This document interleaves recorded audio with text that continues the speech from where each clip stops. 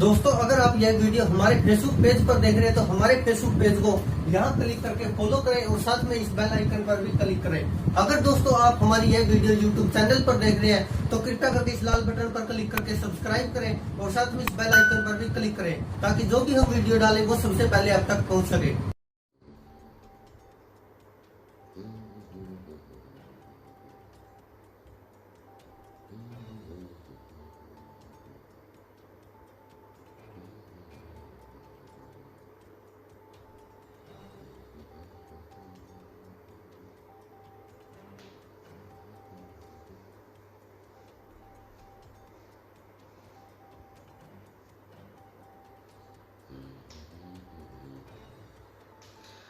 नमस्कार दोस्तों, आदाब, सत श्री अकाल, गुड इवनिंग, वेलकम। आप सबका हमारे साथ जुड़ने के लिए धन्यवाद। और सबसे पहली शुरुआत इस दुखद समाचार के साथ कि हमारे मित्र श्री राजीव त्यागी, कांग्रेस के प्रखर प्रवक्ता, अब हमारे बीच नहीं रहे।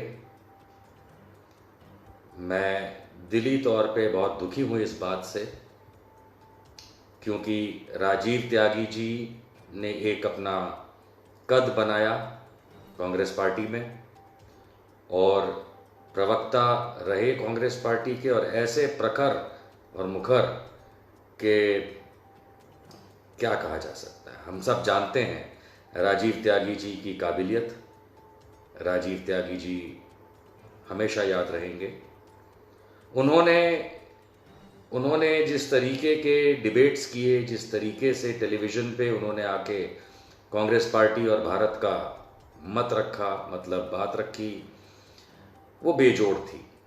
कांग्रेस के पास बहुत अच्छे प्रवक्ता हैं रहे और राजीव त्यागी जी का नाम उस लिस्ट में कहीं ऊपर आता है।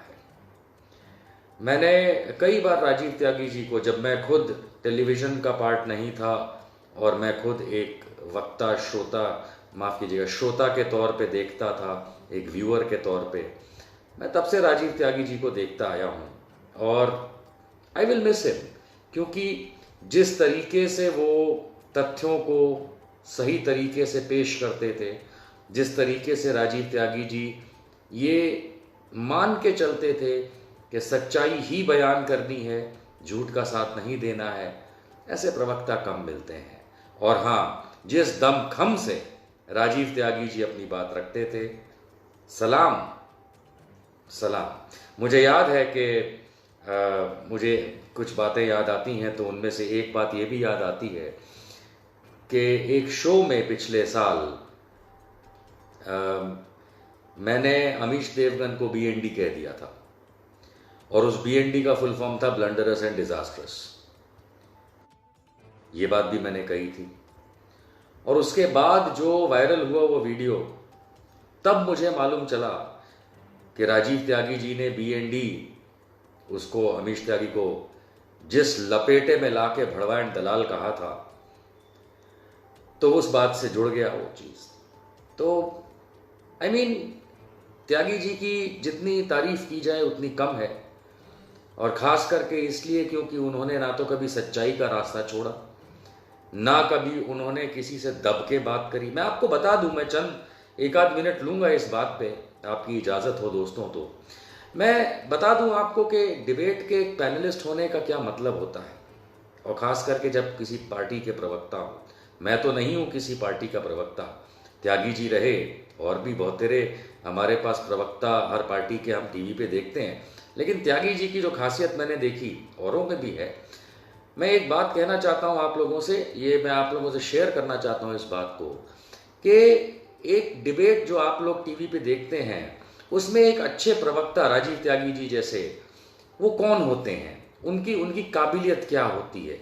वो लगभग एक सोल्जर होते हैं, एक सैनिक होते हैं, जो अपनी पार्टी की तरफ से, या मेरे जैसे लोग जो बिना पार्टी के, हम तो किसी पार्टी के नहीं हैं, आप लोगों के हैं, तो देश की बात रखते हैं।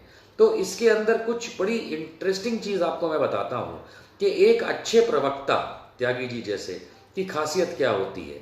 एक तो जनरल नॉलेज बहुत अच्छी होती है, इतिहास की नॉलेज बहुत अच्छी होती है, अपनी पार्टी की उनको नॉलेज बहुत अच्छी होती है, देश की इन्फॉर्मेशन उनके पास होती है, वो सिचुएशन को कंट्रोल करना जानते हैं, डिबेट में ड्राइव करना जानते हैं कि कॉन्वर्सेशन कैसे चलाया जाए। एक अच्छे प्रवक्ता की खासियत होती है कि समय देखते ही कि डिबेट किस तरफ जा रहा है वो अपने हिसाब से डिबेट को चला सकते हैं।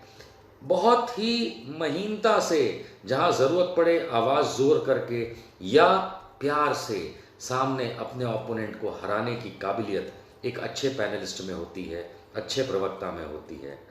और सलाम करता हूं राजीव त्यागी जी को, जो अब हमारे बीच में नहीं है। मैं दुख के साथ इस बात को अंत करता हूं कि Tyagi ji, we will miss you. आपने अमीश देवगन को 2 शब्द कहे थे, माय डियर फ्रेंड BND। मैं आपके लिए जाते जाते त्यागी जी ये कहना चाहता हूं, सिर्फ 2 शब्द, my dear friend, miss you. Tyagi ji को मेरे श्रद्धा सुमन, उनकी फैमिली को हौसला, ईश्वर उनकी आत्मा को शांति दे।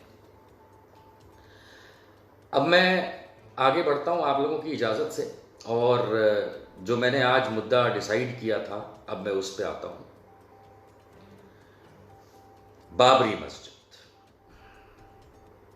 जी बाबरी मस्जिद।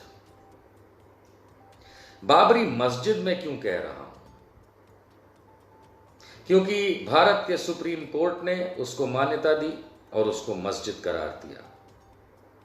मीर बाकी ने बाबर के ज़माने में बनाई और बाबर के नाम पे उसका नाम रखा। सब लोग उसको प्यार से बाबरी मस्जिद कहते हैं। मस्जिद क्या होती है ये बताने की आवश्यकता नहीं है, मंदिर क्या होता है ये बताने की आवश्यकता नहीं हुई। सबको पता है कि मंदिर, मस्जिद ये सब इबादत गाह हैं। यहाँ इबादत की जाती है, पूजा अर्चना की जाती है, अपने अपने भगवान को याद किया जाता है, उसके सामने नमन होता है। मैं बाबरी मस्जिद के विध्वंस, जो कि 6 दिसंबर 1992 को हुआ था, तब मैं 20 साल का था, 20.5 साल का रहा। उस उम्र में मुझे एक बात तो समझ में आ गई थी कि किसी के आस्था के जमीन या स्थल या घर या बिल्डिंग को गिराना या किसी की आस्था को ठेस पहुंचाना, ये किसी के भी भगवान को पसंद नहीं है। मैं ये मान सकता हूं कि अगर कोई ईसाई किसी गिरजा घर के अंदर जाके आस्था करता है लेकिन किसी मंदिर को गिराता है तो ये उसके प्रभु को मंजूर नहीं है। उसी तरीके से अगर कोई हिंदू है जो मस्जिद गिराता है, कोई मुसलमान है जो मंदिर गिराता है, ये हमारे समाज में तो कतई एक्सेप्टेबल नहीं है। क्योंकि जैसे जैसे समय दुनिया का बीता, हम लोगों ने एक चीज सीखी है, बिना भेदभाव के प्यार मोहब्बत से कैसे जीना है। हम सब भारत में संविधान लागू है, उस संविधान के अंतर्गत इस बात को समझते हैं कि हमें एक दूसरे के धर्म की इज्जत करनी है, और यदि इज्जत ना करें तो कम से कम बेइज्जती नहीं करनी है। मुद्दे पे आ जाते हैं कि बाबरी मस्जिद क्यों नहीं, वाई नॉट। राम मंदिर बनता है नहीं बनता है ये आज का मुद्दा नहीं है। जब से मैंने ये माफ कीजिए, जब से मैंने टॉपिक आज शेयर किया था, कई लोगों ने पूछा कि राम मंदिर पे चर्चा क्यों नहीं कर रहे हो। मुझे राम मंदिर पे चर्चा इसलिए नहीं करनी है क्योंकि उस पे तो राजनीति होती है, तो मैं कुछ भी बोलूंगा वो राजनीति में परिवर्तित हो जाएगा। बात करते हैं बाबरी मस्जिद की, क्योंकि लगभग अब कोई उस बाबरी मस्जिद की बात ही नहीं कर रहा। आइए बात करते हैं। 6 दिसंबर 1992 को लाखों लोगों को लेकर के भारतीय जनता पार्टी और विश्व हिंदू परिषद और उनके दल, जो सब RSS से निकले हुए हैं, राष्ट्रीय स्वयंसेवक संघ से, अटल बिहारी वाजपेयी के आशीर्वाद से, अडवाणी, उमा भारती, विनय कटियार और जाने कितने, शायद नरेंद्र मोदी भी, ये लोग फैजाबाद पहुंचते हैं और लाखों की संख्या में अपने साथ इनके लोगों को लेके आते हैं। अभी उसको कार सेवक बोलो, भक्त बोलो, हिंदू बोलो, जाहिल बोलो, जो बोलो, ये वो लोग लेके आते हैं। और जो एग्रीमेंट हुआ था, बूटा सिंह उस समय के होम मिनिस्टर देश के, कांग्रेस की सरकार, और श्रीमान अशोक सिंघल स्वर्गीय, जो विश्व हिंदू परिषद के उस समय के जॉइंट जनरल सेक्रेटरी थे, इन लोगों के बीच में जो समझौता हुआ था उसके हिसाब से विवादित स्थल, जहां पे विवाद था जिस जमीन पे, उसके बाहर बगल की जमीन पे उन लोगों को शिलान्यास करना था, जो शिलान्यास करने की परमिशन मिली। उस समय के डिस्ट्रिक्ट मजिस्ट्रेट फैजाबाद ने यह कहा था कि अगर आप इतने सारे लोगों को आने देंगे तो यदि कुछ अनटूवर्ड होता है, कुछ प्रॉब्लम होती है, संभालना मुश्किल हो जाएगा। उस समय के उत्तर प्रदेश के चीफ मिनिस्टर कल्याण सिंह के सामने ये बात जब आई थी और सुप्रीम कोर्ट में भी ये बात गई थी, तब हलफनामा यानी कि एफिडेविट दिया था कल्याण सिंह चीफ मिनिस्टर की सरकार ने कि हम हर हाल में कुछ भी गलत नहीं होने देंगे। लेकिन हमने 6 दिसंबर 1992 को देखा कि किस तरीके से जाहिलों की तरह अनपढ़ गंवारों ने कुछ नामुरादों की बात सुनते और समझते हुए उन्होंने वहां पे खड़ी बाबरी मस्जिद को शहीद कर दिया। उसके ऊपर चढ़ गए, हथौड़ा बेलचा जाने क्या क्या लेके, और उसको तोड़ दिया और कुछ टुकड़े शायद नीचे बचे थे उसके, बाकी सब गिरा दिया। और इन लोगों को ऐसा लगा कि इन्होंने राम को खुश कर दिया। बड़े बेवकूफ लोग हैं, क्योंकि अधर्म का नाश करना ये तो राम से सीखा जा सकता है। अगर हम रामचरितमानस पढ़ें तो जो किंवदंती है, जो काव्य है, जो स्टोरी लाइन है उसकी, उसमें अधर्म का नाश करने की बात तो मुझे समझ में आती। लेकिन क्या वहां पे अधर्म हुआ था? बाबरी मस्जिद क्या अधर्म के नींव पे खड़ी थी? अब इस पे बहुत सारी चर्चाएं हुई, देश में झगड़े हुए, फसाद हुए, आगजनी, तोड़फोड़, मारकाट, सब कुछ हुआ, हिंदू मुसलमानवाद हुआ। और अगर ध्यान से देखा जाए तो अटल बिहारी वाजपेयी की सरकार में भी गलत सलत किया गया बाबरी मस्जिद को लेके। जो आर्कियोलॉजिकल सर्वे ऑफ इंडिया की चलती आ रही रिपोर्ट्स थी, तो अटल बिहारी वाजपेयी जब प्रधानमंत्री बने तो उन्होंने फिर से आदेश दिया कि भाई फिर से वहाँ खुदाई करो, चेक करो, फलाना करो। और फिर जो एएसआई की रिपोर्ट आई वो बदल के आई, और बदल के पता नहीं क्या क्या उसमें ऊटपटांग लिख दिया गया कि नीचे मंदिर था और जाने क्या था। लेकिन अंततः जब सुप्रीम कोर्ट ने पिछले साल 2019 में राम जन्मभूमि न्यास वाले मैटर पे, राम जन्मभूमि और बाबरी मस्जिद इशू पे, जब उन्होंने सुप्रीम कोर्ट ने फाइनल ऑर्डर दिया, तो उस फाइनल ऑर्डर में कुछ खास बातें थी, कुछ खास बातें मैं दोहरा देता हूं। पहली बात, सुप्रीम कोर्ट ने मान्य रखा कि नीचे जमीन के कोई मंदिर के अवशेष नहीं है। सुप्रीम कोर्ट ने मान्य रखा कि मीर बाकी ने कुछ नहीं तोड़ा था, कोई स्ट्रक्चर, बिल्डिंग, मंदिर, घर कुछ भी नहीं तोड़ा था, और जो मस्जिद बनाई थी वो कुछ भी तोड़ के नहीं बनाई थी। सुप्रीम कोर्ट ने ये कहा। सुप्रीम कोर्ट ने कहीं नहीं कहा कि यहां रामलला पैदा हुए थे, नहीं कहा। ये राम जन्मभूमि है, ऐसा सुप्रीम कोर्ट ने नहीं कहा किसी भी एविडेंस पे। सुप्रीम कोर्ट ने नहीं कहा कि ये मस्जिद जो थी वो कई 100 सालों से बंद पड़ी थी, नहीं कहा। इनफैक्ट सुप्रीम कोर्ट ने तो ये कहा अपने ऑर्डर में कि 1949 तक इसमें नमाज अदा की जाती थी। और हम सब जानते हैं कि 1949 में जब इमाम का वहां पे मर्डर हुआ था मस्जिद के अंदर सुबह के टाइम पे, और कुछ लोगों ने आके उनका वहां मर्डर कर दिया था, उसके बाद से वहां पे टेंस ज्यादा हो गया था मामला। सुप्रीम कोर्ट ने यहां तक कहा कि रामलला की मूर्ति कोई प्रकट नहीं हुई थी मस्जिद के अंदर, प्रकट नहीं हुई थी, वो तो लोगों ने लाके रखी थी। जिस समय इमाम का मर्डर किया गया था, उसी समय उन लोगों ने वहां पे, या जिनकी और लोग होंगे साथ में, और पूरी लिस्ट है कि कौन किस मंदिर का था, मूर्ति कहाँ से आई, वहाँ सो कॉल्ड रखे जाने से पहले रात में मूर्ति किस मंदिर से हनुमानगढ़ी के निकाली गई, वहाँ ऑलरेडी रामलला का मंदिर था, उसमें से निकाली गई और यहाँ ला के रखी गई। ऐसा सुप्रीम कोर्ट ने क्लैरिटी किया कि मंदिर की मूर्ति वहाँ से उठा करके हनुमानगढ़ी से लाके यहाँ पे रखी गई है।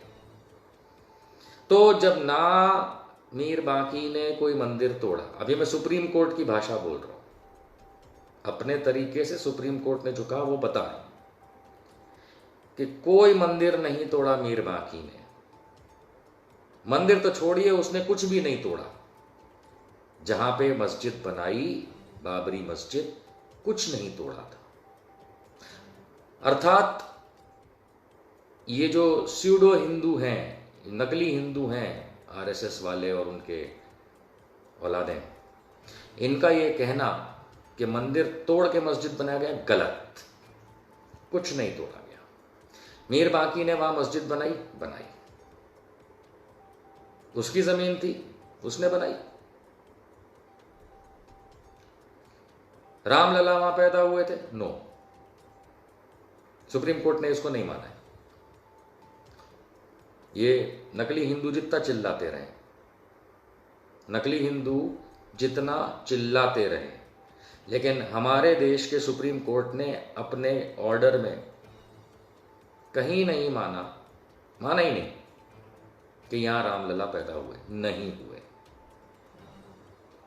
सुप्रीम कोर्ट ने जिस स्ट्रक्चर को, जिस ढांचे को ये नकली हिंदू विवादित ढांचा बोलते थे, उसको मस्जिद करार दिया। सुप्रीम कोर्ट ने कहा ये मस्जिद थी।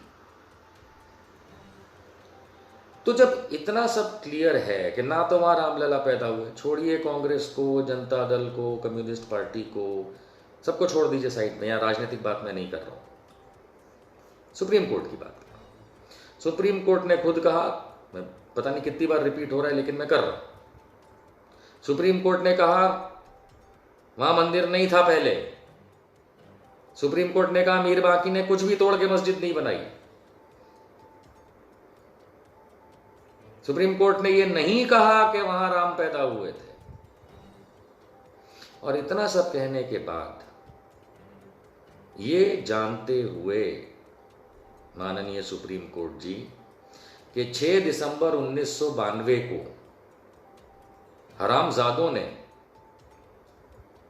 एक आस्था के स्थल को तोड़ दिया था, और इसीलिए तो कल्याण सिंह ने रिजाइन किया था। सुप्रीम कोर्ट को दिए अपने एफिडेविट, वचन को नहीं मान पाया, वो रिजाइन किया था उसने। यानी हरामजादों ने एक आस्था के स्थल को गिराया, तोड़ा। तो सरकार का पहला काम क्या होना चाहिए? राज्य सरकार, केंद्र सरकार और कोर्ट, आप और मैं, आम इंसान और अमीर इंसान, हिंदू और मुसलमान, आरएसएस या कोई का पहला उद्देश्य यह होना चाहिए कि जिस आस्था के स्थल को तोड़ दिया गया है उसको सरकार दोबारा बनाए। यानी उदाहरण देता हूं, मैं सड़क पे कहीं जा रहा हूं, कोई आता है मुझे 4 बार चाकू पेट में मार देता है, पुलिस आती है, वो तो आदमी भाग गया, पुलिस आती है, पुलिस आके क्या करेगी? तब तक लोग बाकी जो मुझे देख रहे हैं क्या करेंगे? एम्बुलेंस बुलाएंगे। पुलिस खुद मुझे, अगर एम्बुलेंस नहीं आती है तो अपनी गाड़ी में डाल के या आप में से कोई अस्पताल ले जाएगा। पुलिस भी यही करेगी, क्योंकि इस संविधान के हिसाब से राइट टू लाइफ है मेरा, जीने का अधिकार। किसी ने एक क्राइम किया, मुझे चाकू मारा, अर्थात हो सकता है मेरी मृत्यु हो जाए, इसलिए उस चीज को तो बाद में देख लेंगे, क्राइम को पहले मेरी जान बचाएंगे, हॉस्पिटल ले जाएंगे और अस्पताल वाले मेरा इलाज करेंगे, चाहे ऑपरेशन करें चाहे दवाई करें, ताकि मैं ठीक हो जाऊं। अगर ये बात आपके समझ में आती है, यही चीज आस्था के स्थल पे, घर पे, मकान पे या आपकी या पब्लिक की प्रॉपर्टी पे होता है कि अगर गलत तरीके से तोड़ दिया जाता है, मार दिया जाता है, तो उसको जीवित रखना, फिर से बनाना, ये सरकार का काम है। जबकि सरकार जो है वो कभी मंदिर मस्जिद नहीं बनाती, लेकिन जब क्राइम होता है और क्राइम के तहत ये है तो government has to build it back. ये कोर्ट तक ने नहीं किया, सरकार तो नहीं करने वाली थी, लेकिन ये कोर्ट तक ने नहीं किया। इस बात से मुझे थोड़ी तकलीफ है। The court should have ordered the government कि बॉस, तुम पहले ये जो मस्जिद गिराई गई है इसको दोबारा बना, क्योंकि कोर्ट में मामला चल रहा था। मुझे याद है कि विश्व हिंदू परिषद के अशोक सिंघल, उन्होंने खुद ये बयान दिया था कि इलाहाबाद हाई कोर्ट में जब मैटर चल रहा था तो उन्होंने कहा था कि साधु सभा, साधुओं की जो सभा होती है वो भी इसमें इन्वॉल्व थी। तब साधु सभा जो है वो कोर्ट को ऐसा कहने वाली है कि आप लोग ये मस्जिद कहीं और ले जाएं और हमें यहां मंदिर बनाने दें। ये दावा करने वाले थे साधु सभा। लेकिन मस्जिद को गिराया जाएगा ये तो साधु सभा की भी इच्छा नहीं थी, ये तो उस समय 1989 में विश्व हिंदू परिषद की भी इच्छा नहीं थी, किसी की भी इच्छा नहीं थी। और जैसा मेरे मित्र दानिश कुरैशी जो इस समय लाइव जुड़े हुए हैं हमारे साथ, वो याद दिला रहे हैं कि 1934 में 1934 में ब्रिटिशर्स ने, अंग्रेजों ने, जो उस समय यहाँ पे राजा हुआ करते थे, राज करते थे, उन्होंने बाबरी मस्जिद को रेनोवेट कराया था।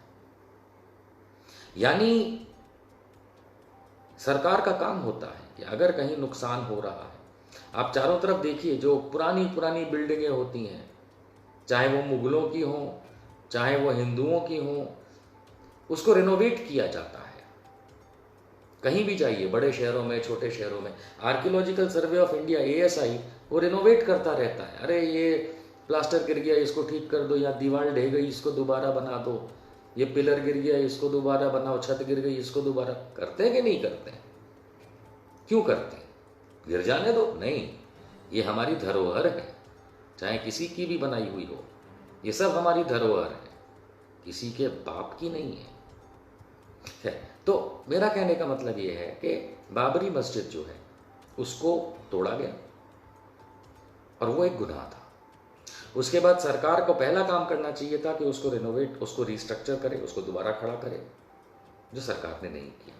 कोर्ट में मामला लंबित रहा इतने सालों, कोर्ट तक ने, और मैं चौंकता हूं इस बात से, कोर्ट तक ने ये नहीं कहा किसी भी सरकार को, चाहे राज्य हो चाहे केंद्र हो, कि पहले आप इसको जीवित करिए, उसके बाद देखते हैं कि इसको हटाना है, गिराना है, शिफ्ट करना है, नहीं करना है, यहीं रखना है, क्या करना है, वो बात की बात है। ऐसा नहीं हुआ।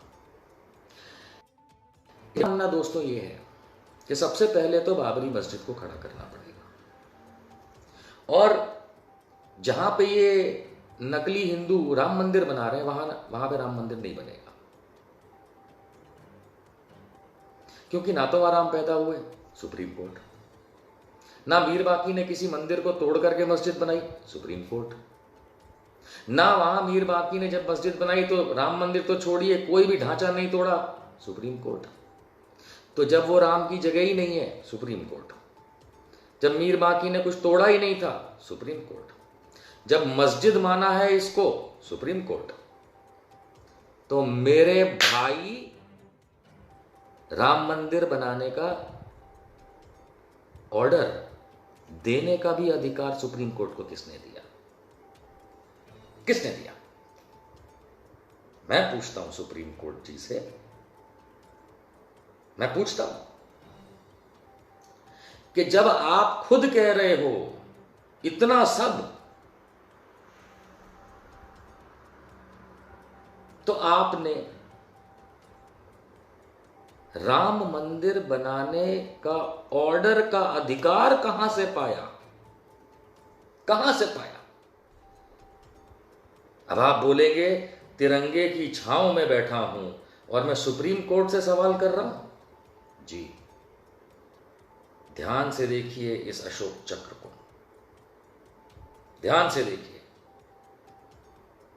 ये मुझे वो ताकत देता है अशोक चक्र कि मैं सुप्रीम कोर्ट से भी सवाल कर सकता हूं कि आपको किसने अधिकार दिया। इट इज समथिंग लाइक ये औरत मेरी बीवी नहीं है, ये औरत फलाने की बीवी है साबित होता है, मेरी नहीं है साबित होता है, ये औरत कोई और है साबित होता है, और फिर भी सुप्रीम कोर्ट कहता है ठीक है निशांत के साथ चली जाओ तुम। अरे मियां सुप्रीम कोर्ट जी, थोड़ी तो अकल हम में भी है, थोड़ी सी है, और हमारे में अकल इतनी ही है कि हम आपका ऑर्डर फॉलो कर रहे हैं। हो सकता है बहुत सारे मुसलमान जुबान नहीं खोलते हैं, हो सकता है बहुत सारी मुस्लिम तंजीमें जुबान नहीं खोलती हैं, हो सकता है कि बहुत सारे मुसलमान इस समय ये सोचें कि यार ये तो हिंदुओं से झगड़ा हो जाएगा, मारपीट हो जाएगी। लानत है तुम जैसे मुसलमानों पे अगर तुम अपनी जुबान नहीं खोल सकते। लानत है तुम जैसे मुसलमानों पे जो हक की बात नहीं कर सकते। उन नालायक हिंदुओं की तो ऐसी कम तैसी जिन्होंने मस्जिद तोड़ी, उन नालायक हिंदुओं की तो 1 2 3 साले देशद्रोही वो नकली हिंदू भाजपा आरएसएस के पिल्ले जिन्होंने एक आस्था के स्थल को शहीद किया। लेकिन लानत है उन मुसलमानों पे जो हक की बात नहीं कर सकते। डर लगता है दंगे हो जाएंगे। क्यों दंगे हो जाएंगे? नहीं होंगे दंगे। मारकाट हो जाएगी? नहीं होगी मारकाट। झगड़े होंगे? नहीं होंगे झगड़े। हम नहीं करेंगे, और जो आएगा उसके चांटे मारेंगे, झगड़ा जो करेगा कोई भी हो, चाहे नरेंद्र मोदी क्यों ना हो। अगर नरेंद्र मोदी झगड़ा करने तुमसे आता है ना, खींच के 2 झापड़ मार देना उसके। झगड़ा करने के लिए कोई तैयार नहीं है और राजी भी नहीं है। हम झगड़ा नहीं करेंगे। संघ का राज है, बीजेपी कराए तो होगा, बहनचोद हमें क्या फर्क पड़ता है। अरे कोई हमने जिंदगी थोड़ा ना लिख के दे दी है कि हमको जैसा मर्जी तुमको करना है करो। नो, सुप्रीम कोर्ट का ऑर्डर गलत है। बाबरी मस्जिद मैटर में सुप्रीम कोर्ट जी का फाइनल ऑर्डर जो कहलाता है गलत है। अब कोई कहेगा मैं क्या सुप्रीम कोर्ट से ज्यादा जानता हूं? हाँ चलो जानता हूं, कर लो बहस, आ जाओ सुप्रीम कोर्ट जी, आपसे बहस कर लेते हैं। और यही वीडियो दिखा दूंगा मैं आपको,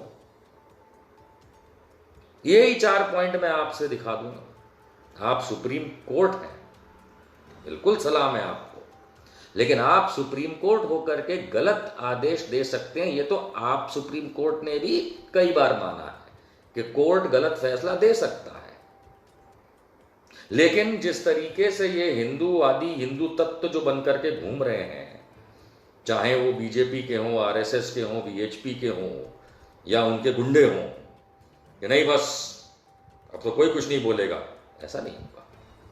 जब आप देख रहे हैं कि सुप्रीम कोर्ट जी, हम तो आप ही से बात कर रहे हैं, आप हिम्मत दिखाइए हमसे बहस करने की, हम आपको गलत साबित कर देंगे। I challenge. सुप्रीम कोर्ट का बाबरी मस्जिद पे आदेश गलत है, वहां पे राम मंदिर नहीं बन सकता। अधिकार ही नहीं है सुप्रीम कोर्ट को कि वो ऐसा आदेश दे। हां, कुछ अधिकार जरूर है सुप्रीम कोर्ट जी को, वो अधिकार है कि पब्लिक के बेनिफिट के लिए वो अपना पावर्स यूज कर सकते हैं। पब्लिक का बेनिफिट, पब्लिक के बेनिफिट में तुम मेरी बीवी किसी और को दे दोगे हैं सुप्रीम कोर्ट जी, कि नहीं नहीं वो हिंदू मांग रहे थे इसलिए बीवी दे दो? मानोगे? कौन सा मुसलमान मानेगा इस बात को? कौन सा हिंदू मानेगा इस बात को? अरे छोड़ो, कौन सा भारतवासी मानेगा इस बात को? कल को सुप्रीम कोर्ट जी आप तो ये कह दोगे कि सुनो ऐसा है, मैं सुप्रीम कोर्ट हूं, सारी बातें तुम्हारी तरफ, लेकिन बीवी दे दो इसको। क्यों भैया? कौन हो भाई तुम? जब तुम खुद साबित करते हो, सुप्रीम कोर्ट जी खुद साबित करते हो कि वहां रामलला पैदा नहीं हुए, तुम खुद साबित करते हो वहां राम मंदिर तोड़ के मस्जिद नहीं बनी, तुम खुद साबित करते हो कि मीर बाकी ने कुछ गलत नहीं किया, तुम खुद साबित करते हो कि वो मस्जिद थी 1949 तक वहां इबादत होती थी, तुम खुद साबित करते हो सुप्रीम कोर्ट जी कि वो बाबरी मस्जिद ढाई गई, तुम खुद चला रहे हो केसेस बाबरी मस्जिद पे हुए क्राइम के, और तुमने एक आदमी की बीवी किसी और को थमा दी। ये अधिकार नहीं है मिस्टर सुप्रीम कोर्ट आपके पास। आप मुझे जेल में डालेंगे ये बात करने के लिए? डाल दीजिए। मैं सच्चाई बयान कर रहा हूं, संवैधानिक बात कर रहा हूं, मैं रंजन गोगोई नहीं हूं।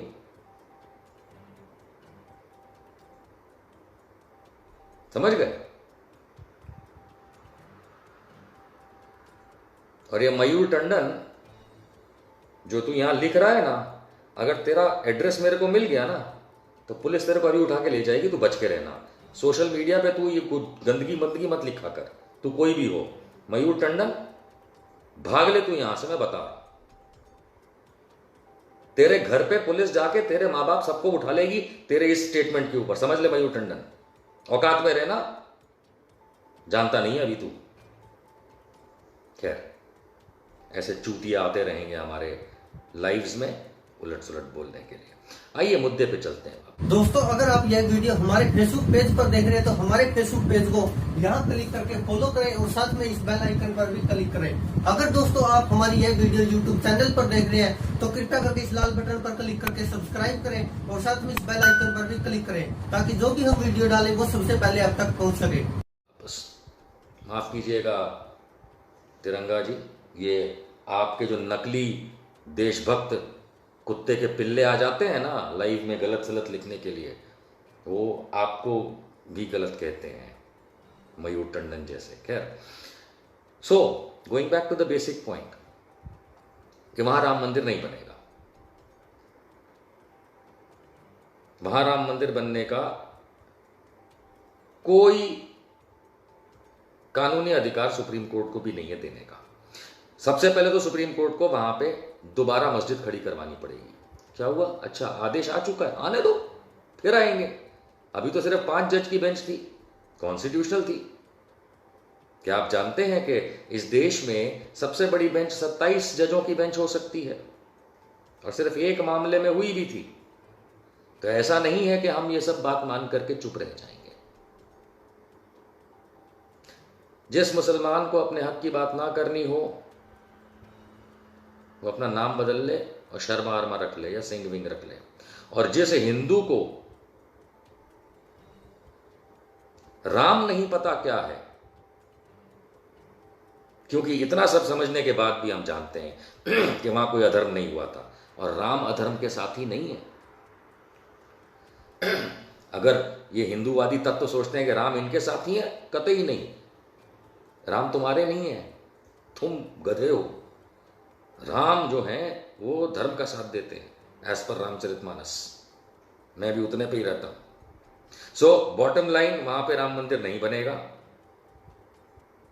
उसके लिए मुहिम चलेगी, शांतिपूर्वक, प्रेम पूर्वक, बातचीत के जरिए, कानूनन।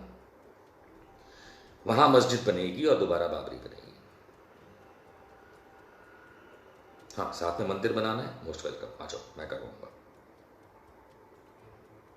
साथ अलग बनाना है, बना लो। बहुत सारे लोग कहते हैं कि 5 एकड़ जमीन जो मिली है सुन्नी वक्फ बोर्ड को, वो एवज मिल गया ना, जो भी हुआ एवज मिल गया। अरे मेरे भाई, एवज मिल गया का मतलब ये है कि मान लिया ना कि वहां पे मस्जिद थी, जब थी तो फिर वापस चाहिए, उसमें एवज क्या चाहिए? एवज तो उसका मिलता है जो खो गई, अब मिल ही नहीं सकती। किसने कहा नहीं मिल सकती? भैया राम मंदिर जहां बन सकता है बना लेना, वहां तो बाबरी मस्जिद वापस बनेगी। सुप्रीम कोर्ट का खाली ऑर्डर गलत है, नीचे का ऑपरेटिव ऑर्डर कि वहां राम का मंदिर बना लो। बाकी सब सुप्रीम कोर्ट की बात के हिसाब से अगर चलेंगे और संविधान को अगर आप समझते हैं तो वहां तो मस्जिद ही बनेगी, मंदिर कतई नहीं बनेगा। अब कैसे रोका जाएगा? है कानूनी तरीके, अपनाए जाएंगे। जिन तंजीमों को, जिन ग्रुप्स को, जिन मुसलमानों को ये बात नहीं समझ में आती है, अल्लाह हाफिज। और जिनको समझ में आती है, हक के लिए लड़ने का मतलब तलवार निकालना नहीं होता है। हक के लिए लड़ना इज नॉट तलवार निकालना। हक के लिए लड़ना मतलब है कि अपना हक लेके रहना, और उसके लिए हमारे पास कानून है, उसके लिए हमारे पास बात करने का तरीका है, सब कुछ है, और अपनाया जाएगा। कोई बहुत देर नहीं हो गई, कोई बहुत देर नहीं हो गई, कुछ भी नहीं हुआ है। शिलान्यास 1989 में हो गया था, मोदी तो वहां नाटक करने गया था। कुछ नहीं हुआ है। मस्जिद दोबारा बनेगी और बनेगी। जिसे मेरी बात नहीं पसंद आती, टाटा। जिसे मेरी बात समझ में आती है, आओ गले लग जाओ। क्योंकि हम हक की लड़ाई पे, हम जो राम में मानने वाले हैं, उनसे कुछ गलत नहीं कहूंगा मैं। इस वीडियो के बाद मैं आपको अपने घर के मंदिर की फोटो पोस्ट करके दूंगा, राम लक्ष्मण सीता।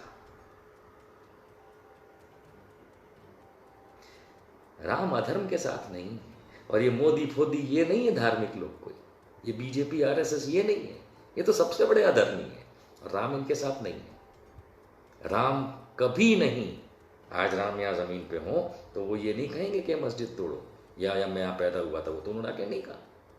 सो इस डिस्कशन का मैं यहां पे शॉर्ट एंड स्वीट में आपको अंत में कह देना चाहता हूं, राम मंदिर नहीं बनेगा, नहीं बनने देंगे। प्यार से मस्जिद ही बनेगी, बाबरी। क्योंकि सुप्रीम कोर्ट के जितने ऑर्डर के पॉइंटर्स मैंने आपको गिनाए,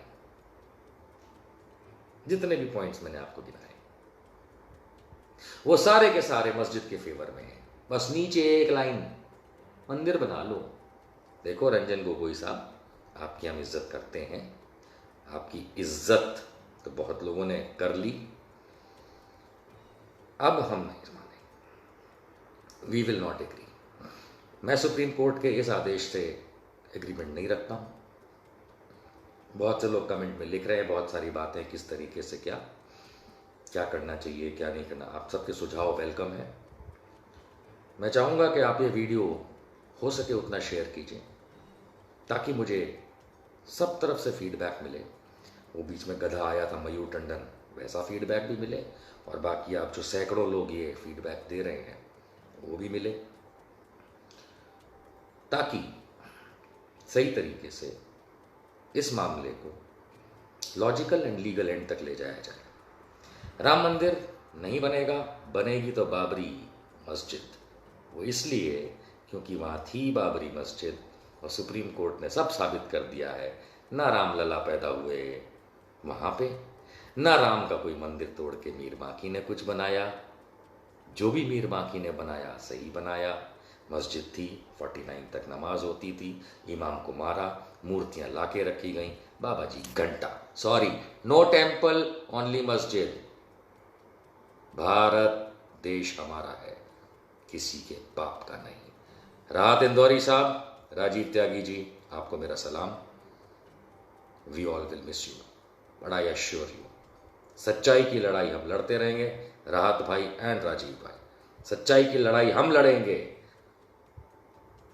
और इस देश को सच्चाई के रास्ते पे ही ले जाएंगे। मोदी जैसों को उखाड़ के बाहर भेज देंगे। जय हिंद, जय भारत।